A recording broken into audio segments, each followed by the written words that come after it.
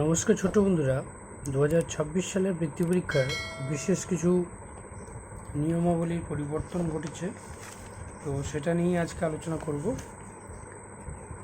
তোমরা দেখতে পাচ্ছ যে 5ই অক্টোবর থেকে 8ই অক্টোবর 2026 এই 4টা দিন পরীক্ষা হবে তোমাদের।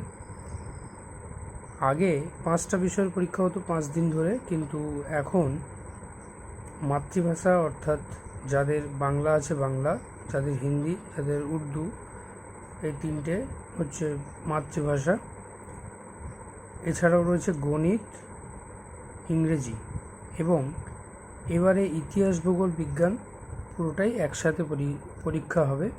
অর্থাৎ আমাদের পরিবেশ যে বইটা প্রাইমারির, সেই বই অনুযায়ী একটা বিষয়েরই পরীক্ষা হবে। তো মোট হচ্ছে 4টা বিষয়, 100 মার্ক করে, 400 নম্বরের পরীক্ষা। 5 নম্বর প্রতিটা বিষয়ের জন্য 30, কিন্তু 400-র মধ্যে 136 পেলে পাস হবে। এবারেও সকাল 7টা 15 থেকে 9টা 45 পর্যন্ত পরীক্ষা হবে।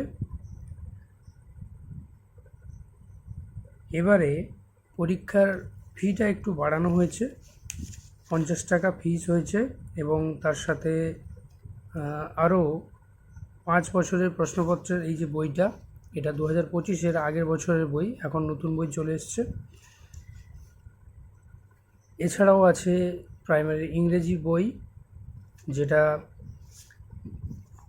প্রাথমিক শিক্ষা উন্নয়ন পর্ষদের থেকে দেওয়া হয়, সেটাও তোমরা সংগ্রহ করতে পারো। পরবর্তী ভিডিওতে আমরা সিলেবাস নিয়ে আলোচনা করব। ধন্যবাদ।